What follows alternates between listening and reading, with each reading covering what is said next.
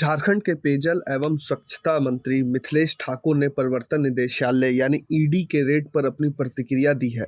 उन्होंने कहा कि यह ईडी की छापेमारी नहीं बल्कि राजनीतिक छापेमारी है। निशाना कहाँ है ये समझा जा सकता है।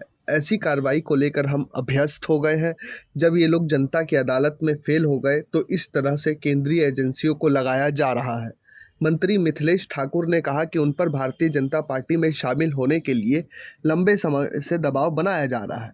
उन्होंने कहा कि फांसी पर चढ़ जाएंगे, पूरा खानदान जेल में सड़ जाएगा, लेकिन दबाव की राजनीति नहीं करेंगे।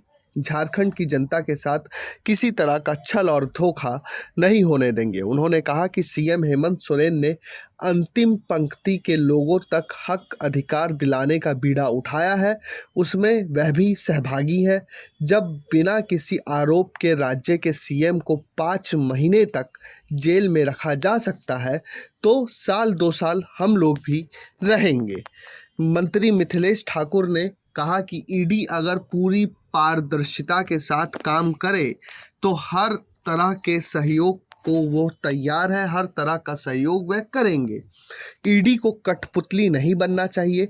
दरअसल राजनीतिक रूप से भाजपा राज्य में हार मान चुकी है, इसलिए ये लोग अब ईडी का उपयोग कर रहे हैं। उन्होंने कहा कि केंद्रीय जांच एजेंसी सिर्फ और सिर्फ केंद्र के इशारे पर काम कर रही है।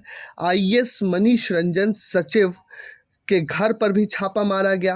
विनय कुमार ठाकुर मंत्री मिथिलेश ठाकुर के भाई एक्सिस बैंक अमला रोड चाईबासा के पास भी ईडी के द्वारा छापेमारी की गई और ऐसे ही तमाम जगहों पर छापेमारी एक सिलसिलेवार तरीके से की गई, जिससे कि प्रदेश का सूबे का राजनीतिक माहौल गर्म है। और ये कहा जा रहा है कि जैसे ही झारखंड चुनाव के ऐलान हुए या ऐलान होने से पहले ही ईडी ने झारखंड के अंदर दस्तक दे दी है।